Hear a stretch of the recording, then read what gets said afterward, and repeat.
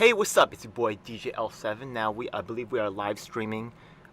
We have the Unified Platform for 22, and we have a bunch of candidates and activists on board to try to, help us figure out how we can build some good proposals to fix our system. Yeah. So first up, I'm gonna start off with some of my featured guests today. Okay. We have actually Jeff. I'm gonna start with him. Go ahead, Jeff. Introduce yourself. Hi, my name is Jeff Young. I live in Lexington, Kentucky. Um, I'm a Democrat, and I narrowly won the primary on May 17th. So I will be facing Andy Barr, a far right-wing, pro-war, neoconservative Republican in November. Congratulations on winning your primary. That wasn't easy, yeah? Thank you. Congratulations. Also, Ballot's I'm still sorry, long. Yeah. just to interrupt. If you could just state your sort of military service, if you have any. Oh, no, I have not served Right. in the military. Right. I have been a member of the peace movement for the last 45 years. Yeah. That's why, and it's an essential part of his campaign. So that's why he's a featured panelist today. As anything else you want to add before I introduce my next panelist? Go ahead. Okay. Well, actually, representing the Democrats, that's cool. So cool we have you on board. We also have Randy on the right-hand side of my screen, amazingly, right? Just happened that way, right? Representing the Republicans, also has some military experience. Go ahead, introduce yourself. Hey, good afternoon, everyone, and thanks, DJL, for having me back. I'm Randy Perham. I am a U.S. House Representative for the state in the frontier, Alaska. I just retired out of the U.S. Army, 22 years of service, and did 3 tours of Iraq, Kuwait, several lived overseas in several locations, and so I'm here to support America and the Constitution. Always. Yeah, breaking it pretty bad, but I heard 3 tours of duty. Much Yes. respect for that. Thank you so much for your service. I'm quite Thank you. touched. Yeah. We're gonna go to Brian, my man, in a moment, but I'm gonna cut to our other featured panelist, Matt Ho, who's actually representing. I'll actually have him introduce himself. Go ahead. Hey, thanks for having me back. I'm Matthew Ho. I live in Wake Forest, North Carolina. I'm running for the U.S. Senate to represent the people of North Carolina with the North Carolina Green Party. I spent 10 years in the Marine Corps. I was in the Iraq War twice, as well as in the Afghan War. Jeff, congratulations on the primary win. And Randy, congratulations on retirement. And I look forward to talking with you all. Hell yeah. Thank you so much. Yeah, I know you've also been an advocate for a long time as in terms of military issues, and I appreciate you for that. Yeah. Right. Thank you. I'm gonna introduce Brian in a second. He's super awesome. Yeah, he's got a super plan. We're gonna talk all about it. But before that, I want to introduce Susan from West Virginia. She's actually a former Green presidential candidate, ran this cycle as a Republican, and I'm so grateful to have you have your voice as part of this. I want everybody who's running in these races to participate in this particular event. So thank you, and I'm glad to have a lady's voice. So go ahead, Susan. Why don't you introduce yourself? Your perspective. Okay, so I'm Susan Buxer-Lahaki. I am running this year as a U.S. House of Representatives from West Virginia's 2nd District. I still am a Republican. They call me a Christmas Republican because I'm a little bit green and a little bit red. And I didn't get the nomination from the Republican Party, but I don't believe that the guy who got it is going to be pushing my platform at all. And I think my platform's too important to stop, so I'm now running as a write-in, actually. So any West Virginians out there, you're going to have to write me in if you want to vote for me. And I'll be going over how to do that later, because you don't really have to know that right now. But anyways, my experience in the military is that I was born on Travis Air Force Base in California. My father was in the Air Force and he fought in Vietnam. I even spent 2 years on the island of Guam on the military bases there. And then he retired, and I didn't do anything with the military for some time. And then I met a nice Swiss guy, and he was in the Swiss military. So then I had a Swiss military experience for the last 25 years. So I know how that works too. And then my nephew, he got into the Marines. So he was a Marine. He's no longer a Marine. But me personally, I was not in the military, but I do know a lot of people that were, and I I grew up on military bases at the beginning of my life, so that's my experience. Your international perspective, your years of experience, just so great to have on board. Thank you so much for your participation today. I'm glad. Now, just so you know, all plans need a contingency, and the fact is that we're working on something called the Unified Platform. This is actually a publicly, editable document. I'll put that in the chat in a moment, right? Anybody can make suggestions, proposals, and candidates from around the nation will vote on these proposals, and we're going to try to make this a way to pressure the corporate-controlled, our election process. Get some common sense in there. Now, this has already been done, a publicly controlled document. But I'll let Brian introduce that. I'm a huge fan of his and the American Union. A lot of people with solutions out there don't want there to be any contingency plans. Say, I'm the only solution. Man, Brian's kick ass. Wait till you hear about him. Go ahead. All right, thanks, DGL7. Good to be back again. And yeah, the unified platform is the contingency plan in case the American Union doesn't work. I'm not mad at that. So my name is Brian. I served in the New Hampshire legislature for a number of terms. I was first elected in 2006 as part of this wave of Democrats who were fed up and opposed to the Iraq War. I don't have any military experience, but I've served in the legislature for a number of terms, and I know how the sausage is made from the inside. And so these days I'm an organizer with the American Union. It is one legislative proposal for every candidate for Congress. It's a 207-page package that will end poverty, end mass incarceration, and end the endless wars. And the deal for Congress is if they put it on the president's desk before the election, they can get our votes. Republicans, Democrats, we don't care. We just want some problems solved. And if they refuse, their challengers can earn our votes. And that's what the American Union is about, bringing swing voters together to leverage our power to solve problems. Yeah, that swing state thing I gotta love it. You're so strategic about the way that you attack the issue. This actually election is very contested. This election is actually coming after a census happened, causing redistricting, making them uniquely vulnerable. Great time to make your move. Last person to introduce my co-host, right? Lisa, go ahead and introduce yourself. I'm a huge fan of hers, you know the deal. She's not at the end of all my shows. Go ahead, Lisa, introduce yourself. Well, I'm out here in Los Angeles representing the West Coast a little bit, at least Southern California a little bit. I'm a mom and longtime activist for different causes. At different times, I supported Ross Perot, Jerry Brown, Ron Paul. I lean left and somewhat green. I was a registered Republican for a while because I fell in with a group of libertarians who wanted to take over the local Republican Party and change its platform. So I was a registered Republican for quite some time until I took my political affiliation back to Democrat to vote for Tulsi Gabbard. So those are some of the things in my political background. I joined Color of Change, and I'm a bit of a mover and shaker in the Los Angeles area platform. One of the things that I'm pushing here is to do something with student loans, and I have a kind of unique idea that will allow people to erase the interest, including capitalized interest, off of their student loans. And but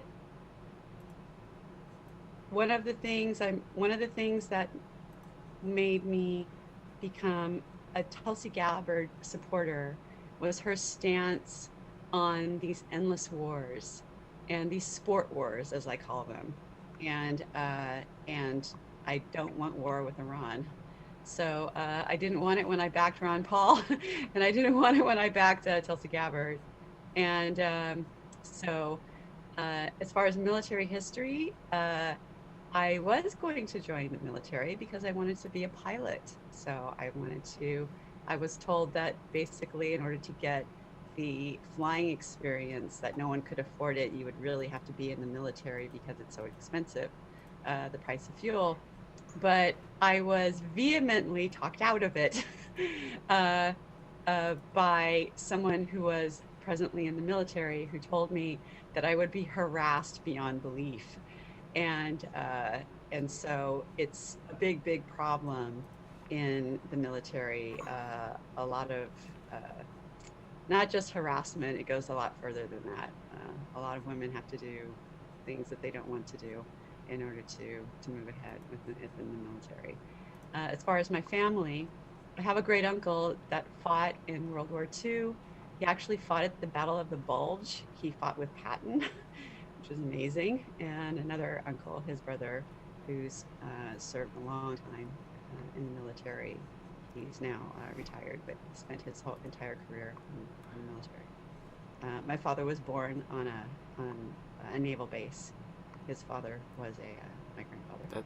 Yeah, so appreciate that. Now, you addressed some issues that are good for like bringing up today, right? Like talk about like women in the military, things like that. There's different issues that have come up that that should be addressed. So maybe we could start off actually right now. Just I put the document in the link in the comments in the chat online. I also dropped in the chat for you guys to access. If you guys have any proposals that you guys would like to make at this time, remember the probably the best ideas for us to come with proposals that are supportable by a large portion of the people who are running for office. So extreme positions will be difficult to support. Now, one group that did not show up yet is going to be Hunter 7 Foundation. I'd like to shout out their work right now, even though I don't see them here at this moment. Now, they actually do work with veterans who have been exposed to burn pits and are suffering from toxic chemicals. The aftermath, many of them are dead actually. You could go visit their sites, Hunter 7 Foundation. So maybe we could pass just to start things off, maybe one thing we could do is there a way for us to guarantee care for our veterans? People that have sacrificed themselves. We hear a lot of complaint about veterans care. Maybe we have a lot of veterans in the audience today. I mean, on the panel, right, and in the audience. Maybe you guys have some thoughts. Go ahead. I'll start off. Sure. Coming out of the military, you're kind of forced, in a sense, to go through the medical process to make sure that you're registered with the so VA hospital. You're going through things necessary to be taken care of upon your in the military. The biggest problem that I have seen both while in the military and out of the military, both in the United States and overseas in Europe, is that a lot of veterans don't want to be dealing with a lot of the cumbersome of the paperwork that's involved in going to your doctor's appointment. You have to get online to set up your appointments and travel to your appointments and what have you. So there needs to be a more certain effort, in my opinion, to tailor the care necessary to these soldiers more to the local establishment, to where they're at, and make the process a little easier for them to understand and to deal with. Because some that may be suffering from TBI, traumatic brain injury, or PTSD, post-traumatic stress, they may not have that mental capacity to digest that information, and so it's a turnoff for them. And if you get that care, so that's where you see them end up being on the streets, homeless, or they're committing suicide. As the ultimate they're giving themselves. So I think that the Department of Defense needs to look at tailoring the transition program from a health perspective to the individual's needs versus just a cookie cutter program. Okay, we're breaking up quite a bit, but I did hear most of it. So are there any, I think I could think off the bat of some proposals that might be able to maybe address some of those situations, but are there any proposals that maybe people want to put forth right now to maybe address the situation you talked about? Yeah, let me follow up with that because, Randy, I'm glad to hear that, and I know it's gotten bad. I separated from the Marine Corps in 2008, and there was no handoff between the Department of Defense and the VA 14, 15 years ago. It was up to the service member to go and do all that themselves. And as you say, a lot of us coming out of war didn't have the ability to do that for a myriad of reasons, but including some of the invisible wounds that we were carrying. I have traumatic brain injury. I have PTSD. I mean, so to make that, it's gotten better, but I certainly, am right with you in the sense that it must be even better than it's gotten. That there needs to be a seamless handoff from going from active duty into a separated or retired category that doesn't exist now. There really should be as little burden on the separating member as possible. One of the things for me is the resourcing of the VA.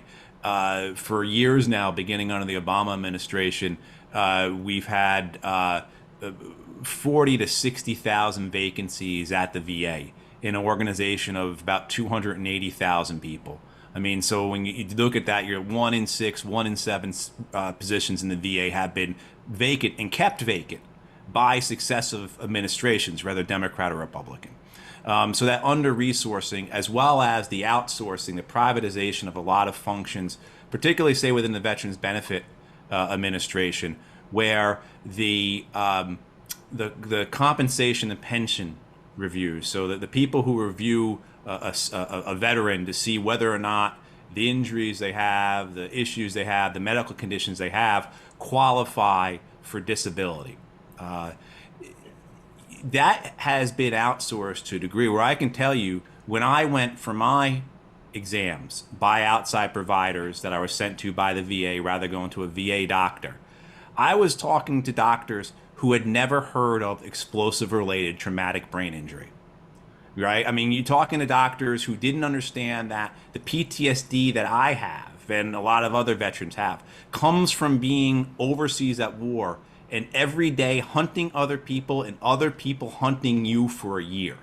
They had not encountered this. They didn't know it. So I'm at my exam to determine whether or not I'm going to get rated for traumatic brain injury with a doctor that I'm explaining what explosive-related traumatic brain injury is to. And guess what? It took about, my claim was denied. It took me a few years to get it. I finally got some great help from the American Legion, to do that. But, I think this all just rolls up back to this idea that the transition needs to be seamless, as well as the VA needs to be fully resourced, and particularly when you're talking about the benefits, the people who are in charge of diagnosing, of assigning, of determining, need to have an understanding of the specific peculiarities that come with military experience, particularly wartime experience. And one of those things I think is this group Hunter 7 that DJ Elf's bringing on. This idea of that if we don't have an organization like the VA that is going to capture the unique aspects of military experience, particularly wartime experience, who is going to do that then?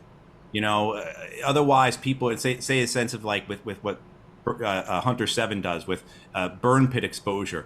You're just going to have hundreds of thousands of veterans around the country self-reporting to doctors about an issue that there's been no collective understanding or studying of. So I think to roll all that up is just the reinforcement of a well-resourced VA. That's a great point. Absolutely, Okay. I agree. So right now I'm making I'm trying to put this into some words on the document, which I put in the chat. I see someone's editing it now. I said, streamline the process of veteran care, particularly when veterans are moved between agencies or exiting the process, particularly with regards to the paperwork. Often these veterans struggle with things that make it difficult for them to do the paperwork. Struggle with what we call it, injuries or ailments that prevent them from completing paperwork. Matthew and Randy, do you feel that when you go, or do you know of people that when you go to the VA, that you sort of get, discounted, like the onus is on them saying, oh, this is all in your head, or oh, that's not really a thing, or because from the people that I know who've been in the military, Right. denials seem to be common. Like it's like you get denied far more than. I mean, yeah, that's true for also because the insurance is involved and they want to like write it off. And actually, like I have a lot of experience in the medical industry, and this is not like by accident, right? Yeah, sometimes like these things are right. Certain doctors are known to like do so. But the thing is that we have on the document, right? I put in a proposal: streamline the process of veteran care, particularly when veterans are moved between agencies or exiting the process. Particularly with regards to paperwork, often these veterans struggle with the ailments that prevent them from completing paperwork, leading to a lapse in service. Now, as in terms of proposal, it's a little bit vague, right? Streamline the process. Are there any specifics that you guys want to put in there, or maybe you guys just like it vague as it is? I can give credit for this to Matt and to Randy, right? Yeah, Matt and Randy. I will fill in the information later with links back to your website to increase your search engine optimization, right? Just so you know that we'll do that, right? This is being updated, Matt and Randy. Yeah, what things do you think that they can specifically do to streamline the process? What do you think? If you have any, yeah, that would be helpful. Or if anybody has any differences, right? We want this proposal to pass. So if you have any problems, if you see something missing, right, that might be a reason, you can make a separate proposal too, right? But Right. yeah, okay. I guess I have a separate proposal, which would Okay. be to phase out the VA and provide expanded, improved Medicare for all, for everyone, and train enough people in the larger system to handle the problems that the veterans may have. So instead of having two parallel systems, VA and everything else, make it all one system. And in my concept of Medicare for all, it would be essentially to say the only organizations, clinics, doctors, whatever, who may participate in the government single payer system would have to be nonprofits. So you can set up a nonprofit clinic. It can serve veterans. It can serve everyone else. It seems it would be a simpler system. It would be easier to establish uniform goals and standards for the whole thing. Maybe that's too radical, but I think is it clear enough to write down what I'm saying? That's simple and clear. I know you've been quite a frequent contributor to the platform, which I'm deeply grateful for. I put a phasing out the VA and replace it with Medicare for all system. If you want to change that later on, that's not a problem. That's accurate. Right? Yeah. You got it. Okay. The chance that passing. What do you think we need a VA? I'm sorry, what? Yeah. VA hospital. Matthew, do you think we need a VA? Veterans Affairs. Yeah. I mean, do you think we need VA hospitals? Should they be separated, or do you think that? I mean, it's a good question. I think that no, because of something that no. Yes, I'll explain why. You have a sort of VA tailored specifically to the military population that has unique experiences from a medical standpoint. And if you mix that population in with the regular civilian population, the doctors will be overwhelmed and it will be just chaotic because there's enough stuff that the military population are dealing with that most hospitals in the civilian sector, we have two hospitals right up the street. One is a military hospital and one is a civilian hospital, literally a 5-minute drive apart, and it's for a reason. Because the bandwidth of medical issues from a military side to a civilian side cannot be encompassed by civilian doctors per se solely. So that's the necessary reason why there's the VA in the first place, is to keep that separated, because there's a lot of things going on in the military that civilian doctors necessarily don't train for, if that makes sense. Interesting. Susan, is there a are there VA hospitals in Switzerland? Is that the way they do it, or does everybody just go? No, so in Switzerland, which is actually where I am right now, they have a civil militia or civil service military. And so you do it part-time mostly. There are people that are full-time in the military, but I believe that they just go to the local doctor. Everybody just goes to the local doctor in the town or the neighboring town. It's somehow offered through the government, but most people pay a little bit through their normal job too. And a lot of people, they have like a normal job, and then they do military service part-time from the age of 18 until the age of 34. Especially if you're a man, you have to do that. Unless if you decide you don't want to do military service, then you can go and do work at like an old folks home or some other sort of civil work. And this is actually something that I think we desperately need in the U.S. I think having a separation between military people and civilians, I don't think that's working. And I think it would do a world of good to bring young men, especially, into service so that we can maybe prevent some of these shootings that we're having currently. We can help to guide young men to a better way of using weapons and, sort of, how can I say it? I don't know. Just bring them up with a respect for weapons and a respect for other people. So yeah, now I'm going into my whole spiel. But anyways, yes, I have a whole upcycling of the military that I would really like to do. I think the U.S. needs it. I think these shootings we've seen lately scream for it. We need to set up immediately shooting ranges in all the towns, and we need people to come there who have guns, and we need you to show us that you know how to use them and that you're mentally okay to have them. Okay, wait a And second. Okay, we wait a need- second. Wait a second. Okay, so the we thing need is to that, right, register those. you have like a large plan, right, with many different facets, right? But each proposal will be made individually, right? So this idea of maybe bringing the military under maybe like a militia type system or something like that, that's fine. But then it starts to spin off into other things. So I want to keep in The each National Guard. Yeah. I think the best way to call it is the National Guard. We just expand it. And Okay. then it's in every state all over.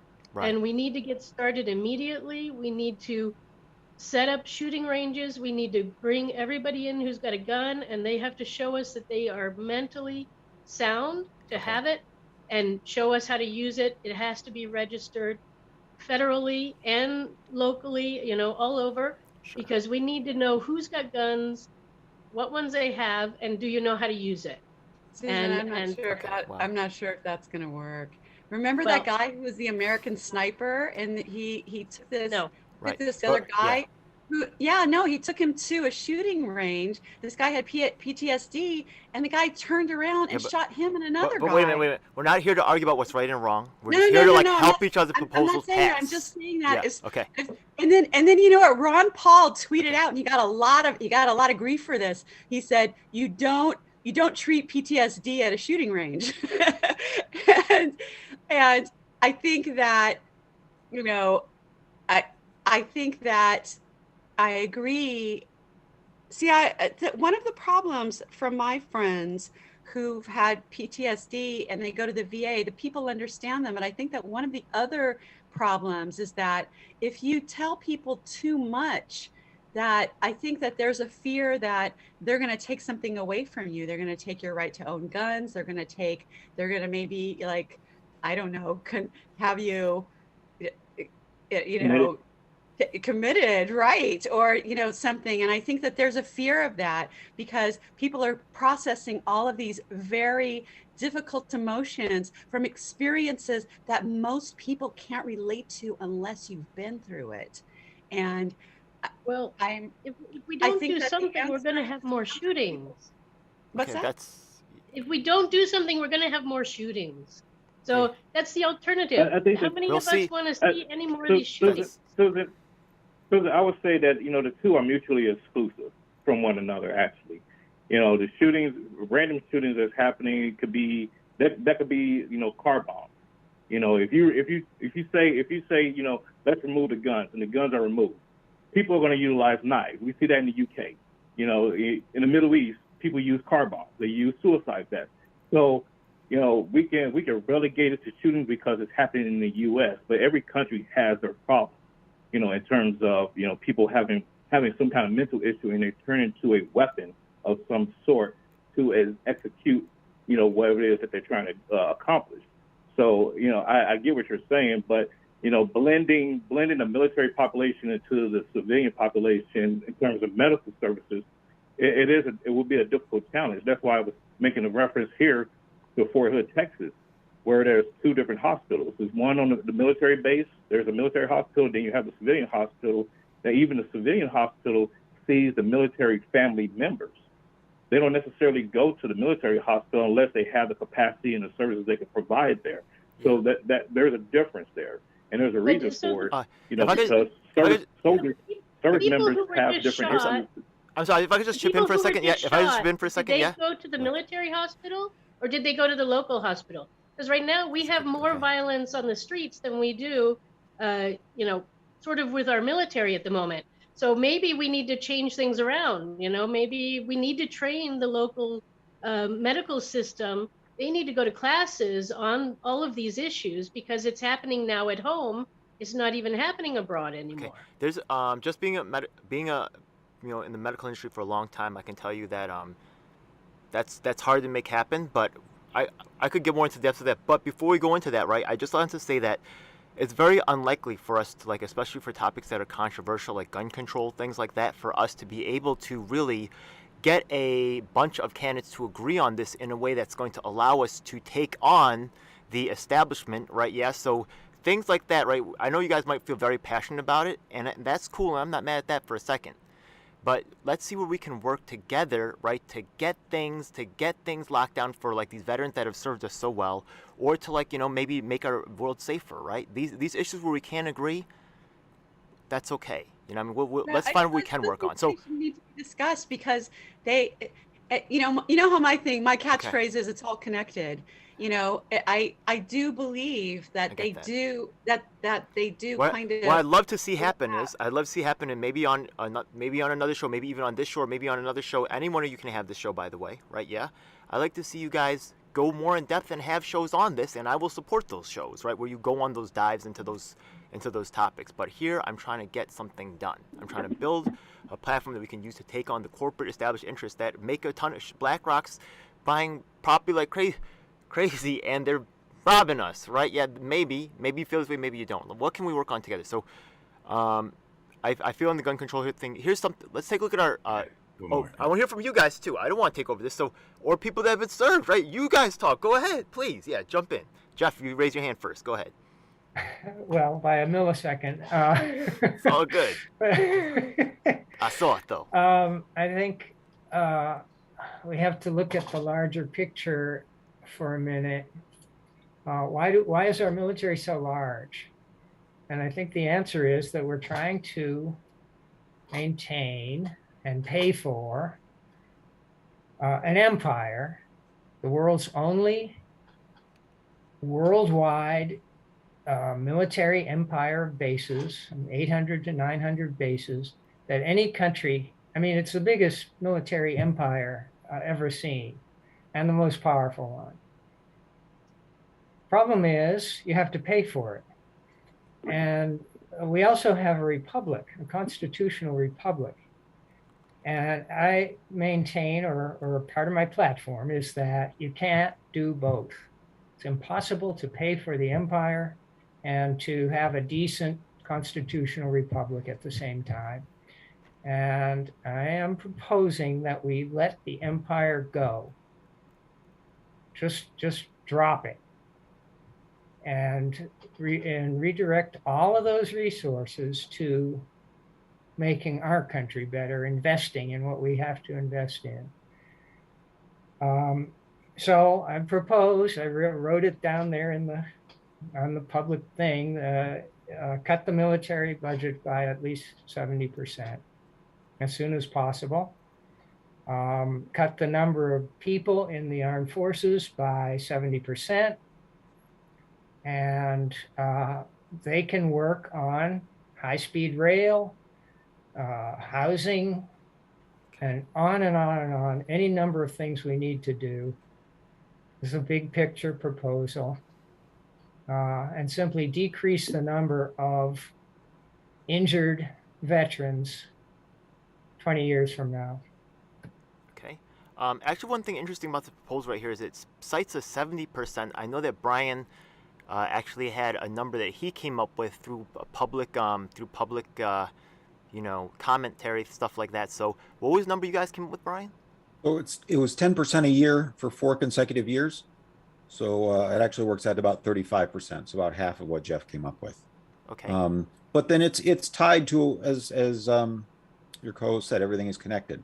So if we're going to shrink the size of the military serves an important economic function in this country, which is pushing out money into every congressional district.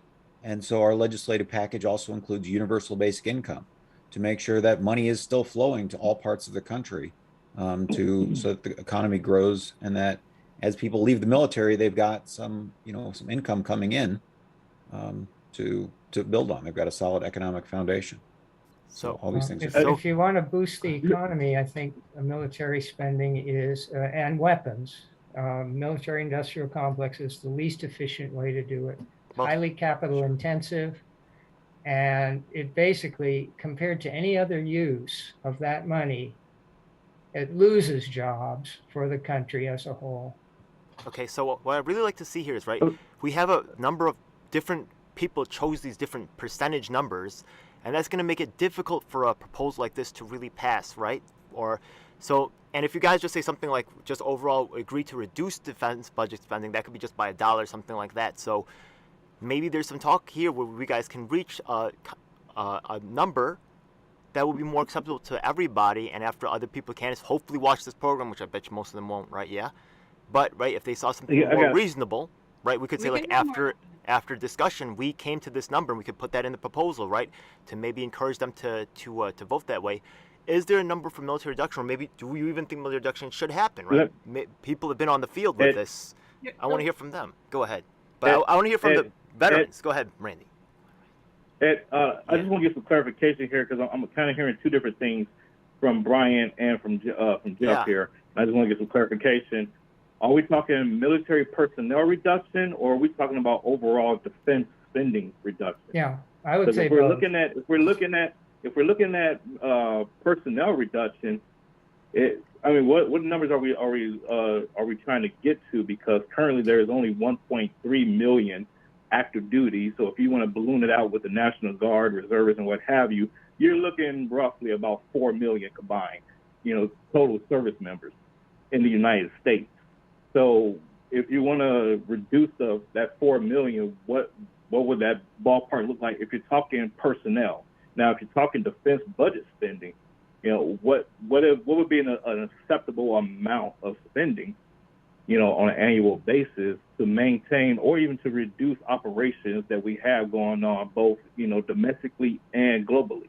So that's my question. And that's a good question. And I'll just repeat, I'm proposing 70% cuts to both.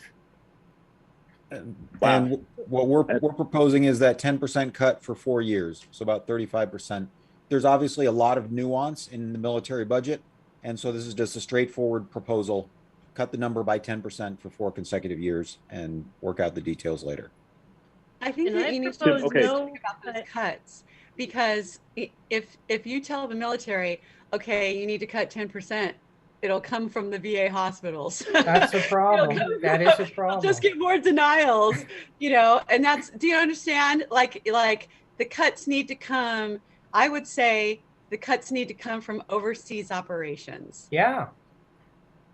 Yes, that I would support. I would agree there. Great. But when you say 70% in personnel reduction, you're saying like we need to be invaded and we deserve it. No, that's what that would look like. 30% could easily defend this country against anyone. No country is insane enough to invade the United States. So 30% could do it easily. There's different opinions on that fact, and that's not a problem, right? But I like the fact of that clarification of the maybe not overseas, maybe foreign, right? Yeah, because we don't want to leave out South America because they're not overseas. But I felt that 100%. I love that, right? Yeah, and that might be something that passes a proposal like that. Yeah, we might be able to get an agreement on that. So I'm very happy about that. Yeah, there might be some other things, right, besides these numbers, right, which are hard to lock down. But we might say, would we be able to maybe illegalize chemical and biological weapons? right? I That think puts they're our already own, illegal. yeah. Yeah. They're already illegal. How about landmines? So then why are our veterans being exposed to toxic burn pits? Like, what's going on here? Burn pits are not Because they're considered chemical Burn weapons. pits. because the Yeah, but because the burn arms pits are is dealing with. uranium. Them, This is yeah, the radiation. burn pits can come from, stirring the poop. That's what we did back in 2003 because we didn't have functional toilet systems in Iraq. Yeah. So, you sitting there, stirring a pothole, of, your crap and with gasoline and everything, and only thing you're wearing is your protective mask if you're wearing anything at all. And, that's where, the inhalation hazards are coming from. And plus the dust, fumes from vehicles, your weapons, ammunition and what have you. So there's a myriad of things that come from, the burn pit scenario. It's not just dealing with chemical or biological weapons, because you're hard pressed to find someone who's actually interacting with that. That was my job for 22 years. I was a chemical operations specialist, and I rarely dealt with, dealing with any chemical or biological weapons. Thank God. Okay, I don't know. I'm glad to hear from you, sir. I really am. I really worried about you Yeah, guys. no problem. Go ahead. Yeah, one of the things I remember there's a study done, and a lot of the problems is some of these studies that are done, they're done by the Department of Defense, and when they don't come out the way the Department of Defense wants them to come out, they get suppressed, they get canceled. One study was the effect of explosives on soldiers in Afghanistan. And so they had soldiers in Afghanistan wear a number of receiving devices to tell that when a roadside bomb went off, what was that explosive blast? What happened was the Department of Defense, as the study was progressing, was realizing that our own weapons were providing such concussive effects that they are dangerous to the soldiers themselves. And the study was canceled. There's another study I remember about diesel fume inhalation in tactical vehicles. Yeah. So, same thing too. That study came out, and literally at least 10 years ago, that study came out, and nothing was ever done with it. So, I think one of the things that you have to realize is any institution is going to be protective of itself. That's just an institutional reality, right? So in the sense of you're talking about veterans advocacy, and the Department of Veterans Affairs is separate from the Department of Defense. It's the second largest agency in the United States government, $290 billion a year at this point. So it's massive, which is one of the things I think we're talking about the VA, worrying about the privatization of it because it is a cash cow. But the idea that you have to have a separate, whatever you want to call it, inspector general, advocacy, watchdog for veterans, for soldiers, for their families. One of the things about these toxic effects, I think people don't realize so often, is that these toxic effects can be passed on, whether it be intergenerational trauma because of PTSD, moral injury, military sexual trauma that can be passed on to generations. That's a real thing. Or like what we saw with Agent Orange. I have a friend of mine. He carried an M60 machine gun from the Marine Corps in Vietnam. He came home. He gave his son was born. Son died when he was 5 because of Agent Orange. That was a real thing. And so what will that happen for future generations with these, this toxic legacy of war? I did want to get back to, I had 2 proposals with the VA that I want to get back to that were specific to the VA. One is, and in the spirit of what Lisa was saying about interconnectedness, I'm a big platform of mine is ending the war on drugs. And one of the things I see with the war on drugs that's harmful is it's harmful towards our research, particularly towards plant-based medicine. And the VA, as a federal agency, has very limited what it could do with plant-based medicine, marijuana being the most popular or obvious, but there's also a lot of other ones. I can't tell you the number of doctors and staff that myself and others have had at the VA who have said, you didn't hear this from me, but you might want to try marijuana, right? Like in the sense of that, along with the fact of that the VA's got a great record on some things, it's got a terrible record when it came to the opioid crisis.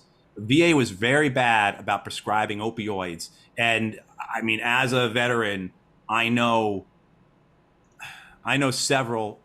I just had to bury one of my corpsmen a year ago, one of my docs from an overdose, whether it was suicide or accident. It doesn't matter to his widow and his kids, right? You know, I mean, and that you see that in the veterans community, these overdoses, you know, that parallel the overdoses we see in the rest of the country, you know, 108,000 last year, right?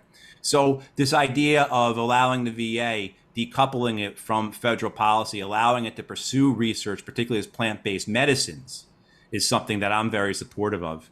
And then the other one that falls little same kind of camp, a second proposal, is a reverse boot camp. You know, one of the things that we have, you go, a young man and now women go into the Marine Corps. They're going to become an infantryman, and they go to 13 weeks of recruit training.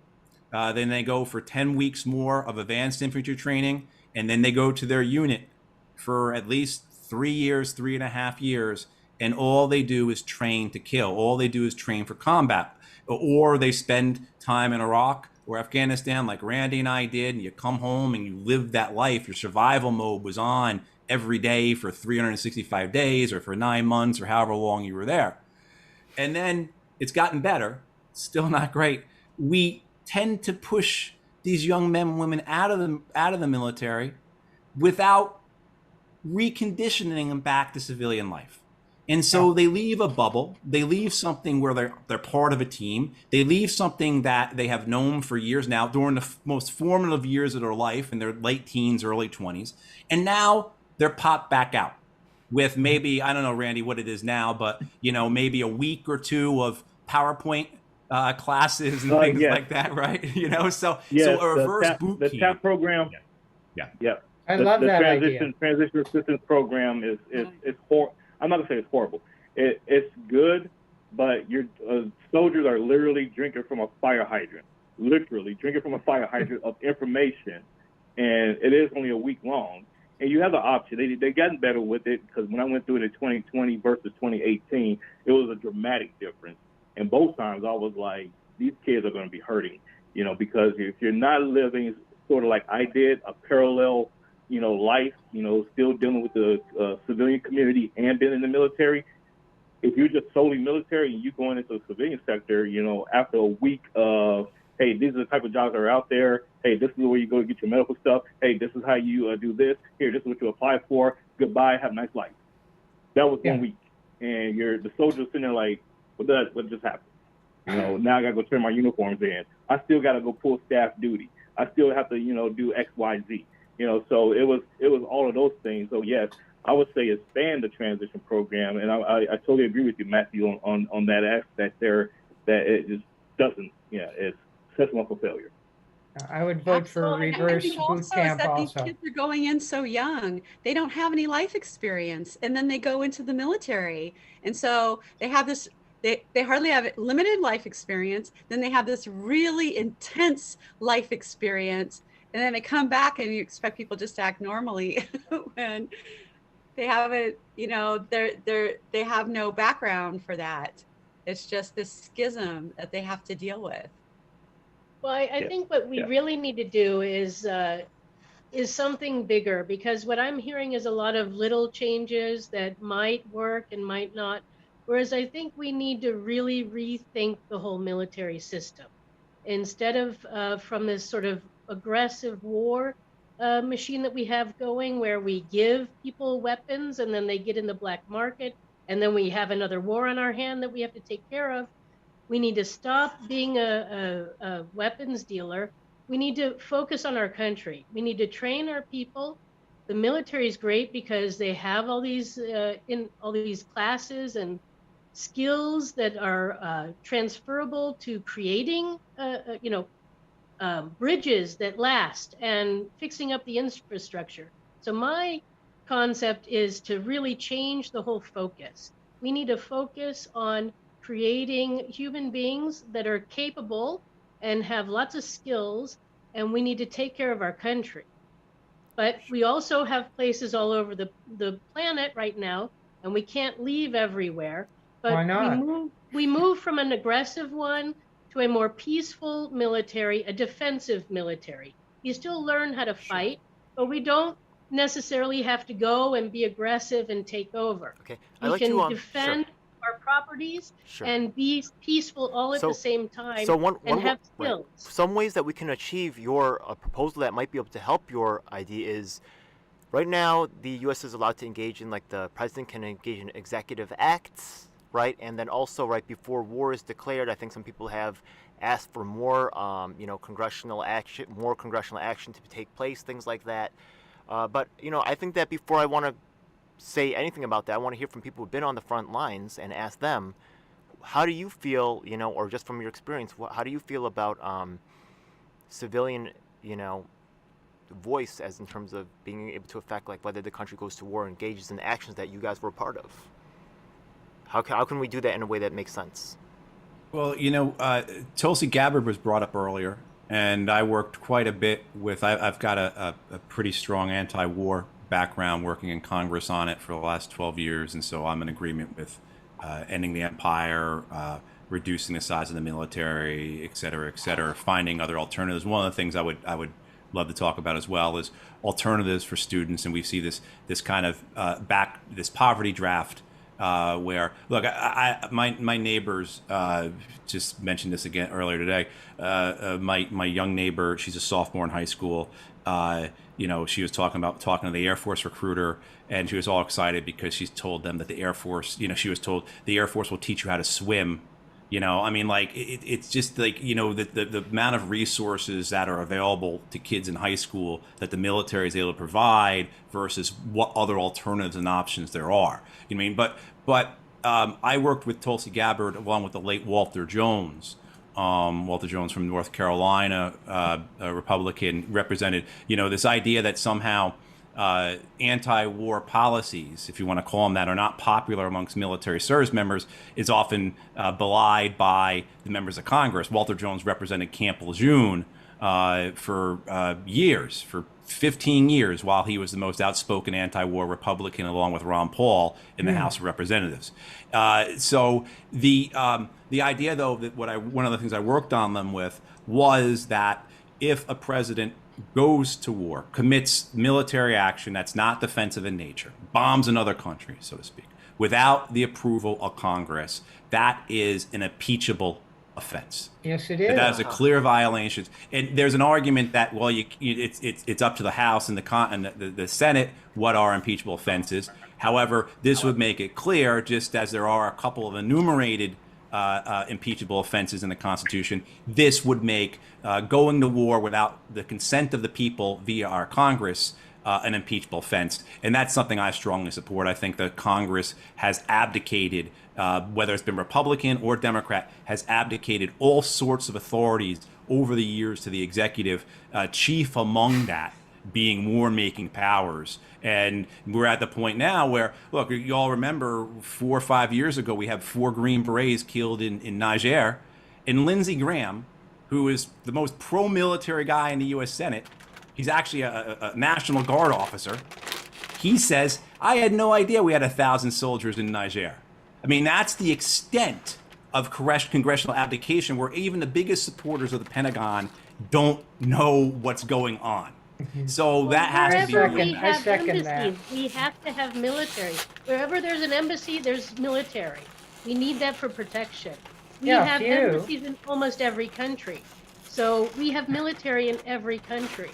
Yeah, So a we few. cannot close down the military overseas. But I think we could utilize it. We can train our people, and then people can go for a stay and have an experience in, say, Egypt. They go for like a couple of months there and do a tour of duty there, or they go to Taiwan. Wait a second. Okay. Okay. Just so you know, I think this proposal has a really high chance of passing. It did not say, right, military, not having military. It just said the president can't engage in military action such as bombing and stuff like that, right? So actually, right, this proposal, as it's stated, right, also gives power to the legislator. I think it's got a huge chance of passing. This is proposed like that. I think that actually have that are made for this type of platform, right? I think you have. I'm not trying to put down what you were saying, Susan. What you're saying is completely legit. I agree with you 100%. But I just think that it wasn't talking about like not having military presence. It was just saying no bombing, right? No military actions, no killing people and stuff, right? Military Which I think force. could pass. Yeah. I'd like Yeah, some it's clarification. defense military. How does this proposal differ from the War Powers Act, the War Powers Resolution that Congress passed? Well, War Powers Act, the president can engage in military action for like 60 days, right? this Right. would be Yeah, there's a limit. no There's a military limit. action without prior congressional approval, right? Or you get impeached, or at least you're subject to impeachment. And I second Matt Ho's idea. Well, the problem too Yeah. with the War Powers Resolution, as written, as we saw several years ago when the War Power Resolution was invoked for Yemen, is that the president has to then sign that War Powers Resolution in order to make it effective, because it's an act of Congress. It's a piece of legislation that needs to go to the president, right? And so what happened when that occurred was that I don't remember if Donald Trump vetoed it or just pocket vetoed it and ignored it. And then now you need a veto-proof majority to have that type of thing. With this under what Gabbard and Jones presented, it was a House resolution, which means it's House rules, which means the House follows it, and the House is responsible for beginning impeachment proceedings and everything else. So that would mean if the War Powers Resolution, however it was structured, and off the top of my head, Brian, I can't remember what the framework was. There was a time frame, whatever it was, 60 days or whatever it was. 60 days. Yeah. Mm-hmm. Well, Yeah, I think we got a winner I'm here. sorry. I think we got a winner. Randy, Right now, we have our rolling 60s. We have like those 60s. I'm not sure if it just like keeps going. We can't have these rolling 60s. It's like 60 Right. days, and then it stops, and then people leave. Something. Give people. The thing take about a mile.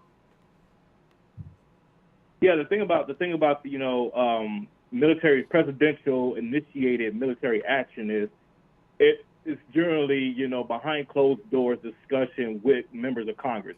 So the powers that be, like, for example, the Senate Arms Committee and the House Arms Committee, they get together. They already have that discussion with Pentagon officials and the White House, and they say, okay, you finna hit this place.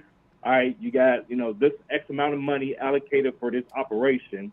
We, the general public, unless you know where to look, you don't generally know that information. So we're making a general assumption that the president is just willy-nilly, striking countries on his own accord. That's not how it works. So we have to understand the process to actually come up with a proposal to solidify what the president's actions would be and what the congressional actions would be should the president usurp his powers or his authority based on what Congress has authorized him to do. That's how that framework needs to look. well, Randy, I appreciate learning how things actually work in Washington. But that whole process is completely undemocratic. I mean, that has nothing to do with the Constitution, with a democratic country, with a republic. That is, where you've got a small group of people deciding, will we go to war? The most important decision any country can make. And so that may be how it works now. I believe it. I believe you that that's how it works. That is wrong. That has to stop. Yes, but it's done in the name of national security interest. So, but Right. In order for the United States to go to full-fledged war, that has to be a declaration done by Congress. The full Congress. So these small little, I guess you could say, strike missions in different countries for various reasons, wherever they may be at that particular juncture. Those things are discussed, with a pretty large body of people. It's just you just may not know who they are, but it's not just some just like oh, we're gonna wake up and just bomb Yemen tomorrow. No, there was a pretty lengthy process behind it to come to that decision. It's not democracy. That doesn't sound defensive. Yeah, exactly. We really need to move to a defensive military. Yeah. I understand. Yeah. Okay. One of the things that I heard you guys talking about also earlier during the talk was the restoration or addressment of our civil rights during the era. And one of the things that I talked about on the email that I sent out was, You know how like during 9/11 they passed the Patriot Act, which kind of like took away our rights, right? Because we were at wartime. Maybe we can all agree to kind of end the those things and restore our rights from the Patriot Act and say, look, that time is over. I would agree. Right now, is that something we repeal the could, Patriot Act. like, is that something we could all pass together, or is that something that you guys feel like we still need access to private citizens' emails and phone and stuff? It's up to you. Either way, yeah, that'll be on the doc as well. Hey, I get both sides. I'm not here to say it's right or wrong. We have another candidate joining in. What's up, Beatrice? How's it going? Nice to meet you. Are you a candidate or are you a activist or something? Running for Congress in Alabama. Running for Congress in Alabama. Nice to meet you. Okay. Did you stop by our last one, or are you new? I'm new. I'm brand new. Oh well, nice to meet you. Okay. Well. Thank you. In the chat, I think that I'm gonna re-put the link to the document so you could see some of the proposals that have been made so far. Do you have any military experience or anything that you want to talk about as in terms of your backgrounds with this particular topic of military reform? No, I just wanted to listen in today. Fair. Okay. Well, actually, we have people here with military background experience. Advocate, I think Matt said he was in the field for 12 years, and you've been working as an anti-war activist for 40 years plus, right, Jeff Young?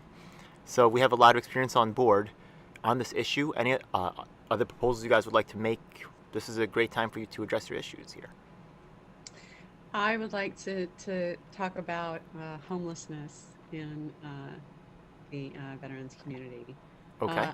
Los Angeles, basically the homeless capital of the U.S., and I can tell you that 40% of all of our unhoused people sleeping out in the street are aged out foster youth and veterans.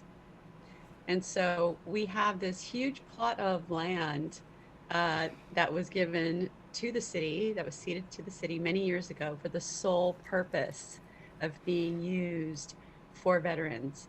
And that is where our VA hospital is. But this area is an incredibly expensive plot of land in a very high-end area. Okay, it's in this area of Los Angeles called Westwood, and so they have leased out, against what's supposed to, against the Allonge or whatever contract that this was supposed to happen with the city, just to random businesses and different corporations and stuff, because it's in a very central area of town. It's really close. It's almost walking distance from UCLA. And so in this huge compound, this huge area, ringed around it are homeless encampments. And guess who they all are? They're all veterans, right? So when Trump was president, Ben Carson went out and met with our mayor, Eric Garcetti. If that name sounds familiar to you, it's because he was one of the first supporters of Biden, and as a little trinket that he was given because of his, it being a good lapdog, he was supposed to be the ambassador to India, but nobody is confirming him. So it's kind of languishing while we have this mayoral election to replace him. At any rate, he and Ben Carson made a deal to put together veterans housing, and apparently everything was good to go until the election campaigning started, and then he just stalled. And so all of these people haven't been housed, they're still out on the street.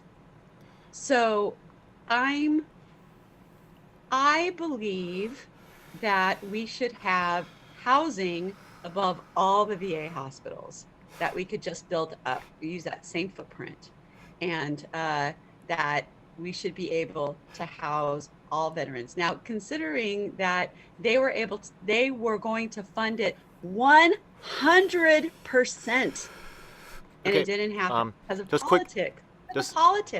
That's a great idea, but it's tricky because of air rights. what are your suggestions Yeah. to circumvent those roadblocks so we can get this stuff done? Because I'm telling Yeah. you, my city has I'm the gonna. highest. When I was running for president, I talked to some of the homeless, and you know, they don't really like to go to these uh, buildings where there's lots of homeless people because there's more rape and robbery and drugs going around in those places. So what they do here in Switzerland, not so much with the homeless, but with the immigrants and people who are here seeking asylum, in every town, there's a certain amount of apartments available where we here we put the asylum seekers and things in there, and they're sort of, you know, maybe about 10 people or 10 families or something like that in these areas, and then in another town they have 10, and in another town it depends on population, but they're spread out too, and they're mixed in with the normal population, with the people who have houses around and or in apartment buildings or whatever, so that they get away from that homeless experience or the vet experience or whatever, and they get around people who aren't doing drugs, who aren't stealing, who aren't raping, and then they learn to um, be part of the society. So maybe putting them all in one place is the wrong idea. Maybe we need to separate them and build houses like this everywhere and move them out so they can have that experience of being in a normal environment, Maybe so that maybe they can recover themselves and then move forward, maybe because that's what yeah. we want, right? Maybe we could add stipulation where before they get to spend any money, right, they have to make sure that, you know, that the veterans are are housed in their area. And if there's unhomed, if there's people who are unhoused who are veterans, then they just can't get the money from taking money. Like you said, they're taking money from getting rents and stuff like that, right? Who's getting that money? So- And how they spending it? Yeah, go ahead, Randy. I'm sorry. Yeah. No, you're good. You're fine. Thank you for that. Actually, and you actually segued into something I was going to kind of touch on there. So with the VA, you know, with veterans actually, homeless veterans actually have an option for housing. Many of them do. And so and it's called a domiciliary. You can look up VA domiciliaries in your area. You'll see a homeless vet. You go to talk to them and say, hey, there's a domiciliary, you know, located at this location. Would you like to go there? Because they may not know. But the VA does provide housing to homeless vets. The problem is, and it goes back to getting the medical care that they need, is going through the cumbersome paperwork or going through. They're required to go through classes. They're required to participate in structured programs that they may not necessarily agree with. Hence, for why they probably ended up out of the military in the first place. So there's that dynamic that you have to deal with in terms of a homeless veteran as to why they're homeless, because they have options of not being homeless. You know, it's easy to, you know, have a cookie cutter program and say, let's build houses and put the veterans in there. That's great, but some veterans don't want to even be bothered with society like that. You know, so they if they had the option, they'll go out into the woods and set up camp just so they can feel like they're away from civilization. So those are those different mental dynamics that you have to deal with when dealing with veterans, and the same with regular homeless people as well. So Is there like those are something to consider. buddy system or something when you get out? Do you get like You do what somebody you who's gotta already readjusted? You know, maybe we need like a buddy system. You know, so like That's when what Yeah, I mean, he was talking about with the first boot camp. Yeah, you're saying what you're asking is a grown person to be responsible for another grown person, you know, and they may not necessarily get along. They can't force the other person to do what it is that they need to do, you know. So there's so many dynamics there alone, you know. Can you force your grown children to do something that you say? No. So let alone somebody that's non-relational, you know, you're asking them to do something, and they say, no, I'm not going to do it. We deal with it all the time in the veteran community. I was a prior commander, post commander and district commander over in Europe for the Veterans of Foreign Wars, VFW, and dealing with veterans all the time. And I would tell them, hey, you need to do this. They're like, yeah, no, I'm not going to do it. What can I do from there? So it's the same concept. You know, it's nice to say, you know, have a buddy there would be system, no but teamwork, is what you're saying. Nobody would care to help out a fellow vet to to can readjust provide to all the the help you want. society. Yeah, no, you can help them. You Okay. can give them help, but they have to be willing to receive that help. That's what I'm getting at. Yeah, well, if You it's can lead a made horse to water, but normal, you can't then make him drink it'll it. be normal. Right. Yeah. Yeah, I have to drop off in a few minutes, guys, but Same certainly here. the complexity of it and the multiple layers that go into an issue like homelessness, and the time that it takes. I mean, one of my frustrations, I've worked with homeless organizations here in North Carolina, is that a lot of the shelters and homes and facilities will put time limits onto someone. You've got 6 months here. Yes. And you know, Yeah. people's lives fall apart so quick. To Yes. rebuild takes years. And if now Yes. if you're talking about, say, a community, say veterans or survivors of domestic violence or whatever, you're talking about trauma, it takes years to heal. It really does. I'm thinking of one a homeless vet I saw that was successful. And it took 3 or 4 different organizations, including the VA. It lasted for a number of years. There was, work at the county, at the VA, at the nonprofit level, and it still took years for him to get to a place where he was, he ended up going to tractor trailer school, and someone had, all these different things work together. And so I think that's the thing, is the coordination that has to occur here to help people. But also too, to Randy's point, the advocacy. They do. The VA has domiciliary. I mean, there are facilities that can house hundreds of people that the VA has, and whether it's short term or long term. Some are for older veterans as they go through the end. I mean, there are all these options. But if people don't know about them, and if there's not an advocate, if you're dealing with someone who is unable to advocate for themselves, to expect them to get into the VA system, as well as then kind of work with the county, work with nonprofits, find help from here or there, we're really being Pollyannish about that. Like, you have to have a coordinated system that somebody's in charge. Mm-hmm. Right. And that then spreads out. But no, the issue is heartbreaking. And I think we do know a lot of the answers. The answer for homelessness, as I understand it, is to give people homes. I mean, that's the answer. And then eventually, where they have homes, they then are able to attain education. They're able to look. I mean, it costs $350 to have a P.O. box. So just to have an address, you have to have $350 for a post office box. How do you then get a job if you can't even have a post office box to have an address to put on the job application? I mean, there's all these things that go into it, right? So, but anyway, it is heartbreaking though, and it's a crime. But I have to drop off. I really appreciate this. Thank you for incling me. Thank you so much for coming. Yeah. And I look forward to seeing what more comes out of this. And great to meet you all. That's Matt Ho from North Carolina once again for our viewers. Yeah. We probably will be ending the show actually pretty soon after you leave, just so you know, so you didn't really miss out on much. And good luck, Jeff, Randy, and Susan. Yeah. Thank you. Appreciate it. And Beatrice, yeah. And Beatrice from Alabama. And Beatrice, I'm sorry, and Beatrice too. Okay. Thanks. No doubt. Okay, so that was great. I'm so glad he was able to attend.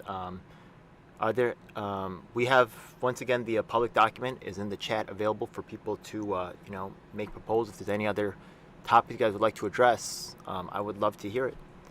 Any particular topics or proposals you guys would like to make for military reform? Well, I threw it out there in the chat, the question of repealing the 2001, 2002 authorizations for military force. I did like that. Do we have consensus on that? It seemed like we did in the chat. I would definitely vote for that. Yeah, I'm really happy about that. Anything else? Just as far as like money, and basically our military budget is out of control. It doesn't matter who, like every president piles on and increases it more and more and more. We are closing in on $1 trillion. Actually, yeah. It's insane. That's a great point. I love what Randy was saying about the way he was breaking down the numbers. So look, you've been on the front lines, right? Yeah, we hear a lot about this BlackRock company and all this other thing, right? Yeah. Where's most of the wastage taking place? How are they scooching the money out the system? You probably saw some things. You're like, what the hell is this, right? Go ahead, let us know, man. I just want to I just want to pipe in one thing because I heard that an increasing amount of money is actually going toward healthcare services in the VA hospitals. How much do you know about the budgeting, Randy? Oh, to me, I'm sorry. I have to sit down and look at the numbers again. I do know a large portion of the health services that you're referencing to is for the healthcare within the military itself, not the VA. The VA has a separate pot. That's a different budget. So the healthcare services for the Department of Defense, the defense itself, that's for the active duty, the Department of Defense itself. So there may be some ballooning there, and it's much needed because there are some upgrades that's being done at local military hospitals that I know of, especially the one here in Texas. There's that, but I'm all for reduction in spending because they're being in the military for 22 years. I'll paint a picture for everyone real quick.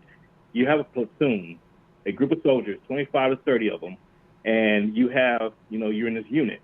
And the unit comprises of, say, a fleet of 300 vehicles. So you got a platoon, maybe four platoons. So you got roughly around 100 to 120 soldiers dealing with 300 plus vehicles that half of them don't work, or they can't be maintained, they can't be driven, they can't they just sit there and they collect dust and they rust and everything else. So you multiply that by the hundreds of thousands of units that's around the United States, overseas, and what have you. That's how much equipment we have. So if we was to retrofit or reduce the spending costs on purchasing new vehicles that's just going to sit and rust, the defense budget on the purchasing side will shrink dramatically by itself. That discussion has been taking place for years while I was growing up in the military, and it's just something that always fell on deaf ears. People see a motor pool full of vehicles and they automatically get intimidated and think that's a good thing. But if you don't have the personnel to maintain those vehicles, to drive those vehicles, to utilize those vehicles, then it's all for nothing. And so that's been the biggest problem that I personally have had, when it comes to the defense spending. Now, the overseas operations, that's a whole different gamut, a whole different story. But that needs to be taken have a hard look at as well. But domestically, when it comes to defense spending and that apparatus, it needs some work, some serious work. So how could we put that in proposal? Like maybe review all the bases to use of property equipment, yes. Use of military equipment, yeah. Okay, yeah, so, that'd be perfect. Great. Okay, a review of the utilization of military equipment. Of a use of military equipment. That is great. That's perfect, man. I'm so happy, man. Thank you for being a part of this. Thank God. Yeah. So I just want to put out one thing, and people can yes or no this, but how is everybody on the military package, the $40 billion military package to the Ukraine? Disaster. No. Terrible. No. London. What? Considering we don't, we have a crumbling infrastructure, I can't believe that we could easily send so much money over there and spend it that way when we ourselves need it here. Our veterans need it, as we've heard. Who's more important? I would have been the Ukraine's not a only US Democrat state. to vote against that, Lisa. I would have been the only Democrat in the House to say Disgusting. No. It's disgusting. I would have joined 57 Tea Party type Republicans. That's fine. I like that, man. Another But issue. Yeah. Go ahead. I don't. They say 20 billion can give everybody who's homeless permanent housing. Right. Right. So what we need to do is change the function of the military. We need to get everybody involved. You go in, you get some training, then we start fixing up the streets, we start building homes for everybody, and we use the money that's already there. Then after like 2-3 years, once we got everybody into a house and people are recovering from their military service from previous times into this new service, into society, and we're all working together, then we can think about reducing the amount of military spending. once we get our country fixed up, once we get our people fixed up, That's great. and once we get moving forward in a good direction. I hope we can get there. Yeah. Go ahead, Randy. Susan, you're saying to repurpose the military. I hear you, but there's some, I guess you would say, some nuances there that a lot of people probably don't know or understand, and that's the purpose of the National Guard. The National Guard can actually be utilized to do those, because we're all considered citizen soldiers. When you're serving in the military, you're referenced to as a citizen soldier. But in a reference of the National Guard and the reservists, they actually are purposed and outfitted actually to do that kind of stuff for the states and for the communities that they live in. It's just a matter of whether or not the governor, mayors, and whatnot, they utilize these personnel for that. That's why when the soldiers go in for reservists, 2 weeks out of the month, 6 weeks out of the year type of thing, they're training. That is their time to be put into their community, building up houses and working on the streets, things of that nature. But once again, it takes our government leaders to utilize them for that purpose and not for other things, or just let them sit around all day twiddling the thumbs. That's a great point, and actually I've been sleeping on that. I've been contacting all these student groups. I should have been hitting the National Guard. That's next on my list, man, trying to get those guys politically involved. That's a great idea.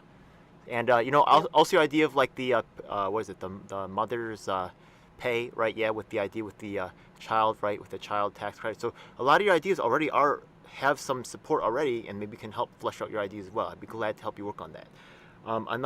These things are very connected because these issues, because a lot of people go into the military so they can have their school paid for.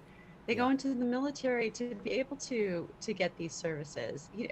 Like the military has an amazing child care program. They set you up. You get housing. You get everything.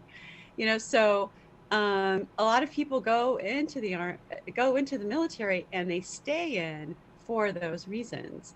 But if someone goes in and gets PTSD, they go in to get their school paid for, they get PTSD, and they can't sit still in a classroom because everything is triggering them.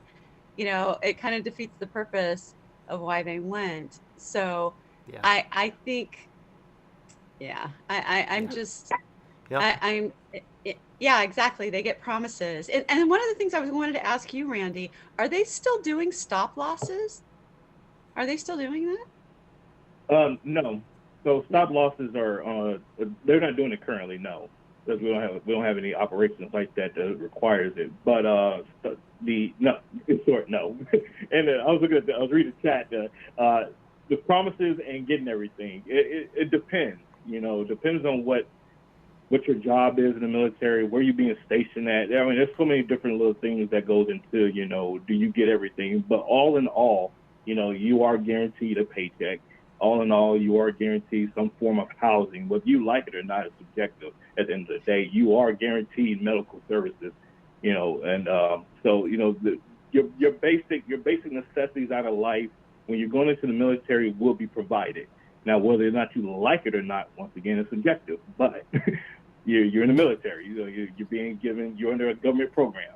So take that for what it is. But you are taken care of in the military. And when you retire out of the military for however that looks like, you're still part of that family. So you still get things. You still are entitled to do things. I'm entitled to go on base, and shop at the commissary and the PX and stuff like that at a discounted rate. Don't pay taxes on certain things.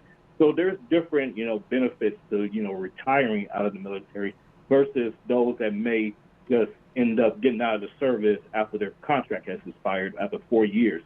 Then they're missing out on a lot of things that they could have otherwise gotten if they did 20 plus years. So that's where your homeless veterans coming into factor as well, is because they only did 3 years in the military and got out, so they're not entitled to certain things. And that's something that we can look at collectively, with the Veterans Administration as well, and through Congress. Is although you served this short amount of time, you're still, part of the military family, and this is how we're going to take care of you. That's what we need to expand on, and I totally agree with that. I really appreciate that, Anna. I have to take off, but I've enjoyed this. And thank you so much, Jeff. I just want Yeah, to, yeah. yeah, I learned a lot. Thanks, Thank Jeff. you, Randy, and everybody. Absolutely. Nice to meet you, I, Jeff. I, Pleasure. It's a I pleasure. really appreciate your work on this issue. Just so you know, a quick, you don't have to stay for this, but I just want to share with you why. The thing is that I am a new member of the American family, right? And actually, just so you know, the reason why I participate is actually I am here as a direct result of imperialism, right? Basically, Korea was destroyed, and I have a lot of violence in my background from the aftermath of the Korean War. And one of the things that I'd really like to work on is, the fact of the matter is that my people have, North Koreans have been starving since the 80s in Ethiopia-like conditions, and pictures of the war front or our suffering is not allowed onto the news, right? After the Vietnam War, after the U.S. populace saw the suffering of the Asian people, they said we don't want to do this anymore. But nowadays, the establishment saw that was getting in the way of their business, and now our suffering is like it doesn't exist. So even though, there's rapes, murders happening all over the place, right, in Asian and Africa, right, countries, right. Look at what's happening in Ethiopia, right. But all we hear about is Russia and Ukraine. I am part of the American family, like I said earlier, right? The thing is that I don't speak Korean. I don't really. All my references are American. If I had to go back to Korea, I wouldn't really be able to make it there. I don't really know those people. I'm American 100%. And I'm part of this no matter what America did to my past or what it did. I'm part of this thing. And I appreciate, I hope that we can just start getting some truth out there. Because the American people, right, if footage of the truth decreases the Americans' appetite for war, then let it happen. I hope that we could pass a resolution or proposal to end, tampering of the truth to the American people. Mm-hmm. Yeah, we could pass that? Absolutely. Appreciate that. That would be great. Yeah, it would be. Thank you. Yeah. All right. Anything else you guys want to share before? We usually go about an hour and a half. We went just a little over today. Anything else you guys want to share before we finish the panel up? Or any other proposals you want to share? We should stop using economic sanctions against civilian populations around the world. Yes. I'll put that in there as well. I like that one. It doesn't work. You're right. And it's a collective punishment, and it hurts the poor and it hurts the weakest members of their society the most. It boomeranged, and that it's not hurting Russia at all, and it boomeranged, and it started hurting people that were unexpected, like Egypt. So now they're being bullied not to get the wheat that they need, or different other places and countries. Russia is doing absolutely fine. The ruble has actually increased. Ruble has actually increased higher than it was before the war. So it's boomeranged. It doesn't work anymore because why? Because we bullied too many countries, and now they have their own network that they're excluding us from. And so, yeah, it's a mess. Yeah. Yeah. Yeah, we need to change the structure of the military. It's time. We're coming up on our 250th anniversary of our country. This is a perfect opportunity to just go in and start fresh, come up with some new things and new ways, and relook at everything. I don't have the only, ideas there, but we should look at other countries and see what they're doing. But I know that this civil service is working. So Randy, you said the National Guard. So yeah, basically it's like everybody signs up for the National Guard. And then, so you start there and then you move forward. But yeah, there's a lot of good things going on around the world. We're not the only country. We should look at what they're doing, where they're having success, and then maybe implement some new ideas. Excellent. Yeah, I hope we can really make that change happen. So I would just like. Yeah, go ahead. I'm sorry. I'll just like to say, this it is Memorial Day weekend. Tomorrow's Memorial Day, and I just implore everyone to take the time to remember those who are fallen, serving our nation, and giving us the ability and the platform to have these discussions. Because without their sacrifice, we wouldn't be, able to do these things today. So just, tomorrow's not just a day of barbecuing and having a day off of work. It's a day of remembrance of those who gave their all and made the ultimate sacrifice to allow us the freedoms that we have today. So that's all I want to say on that. Thank you so much. Yeah, Shout out to Larry Alger, also a former veteran who we worked with, another activist, recently passed away. Yeah, Vietnam vet. My condolences for that. It's all good. Yeah, God bless, brother. Thanks again for your service. Yeah, I guess we'll close it on that. So, all right, another one down. See you guys next week, I guess, right? Bye, everyone. All right, bye. Bye. Take care. Take care, everyone. God bless. Thanks. God bless y'all. Bam.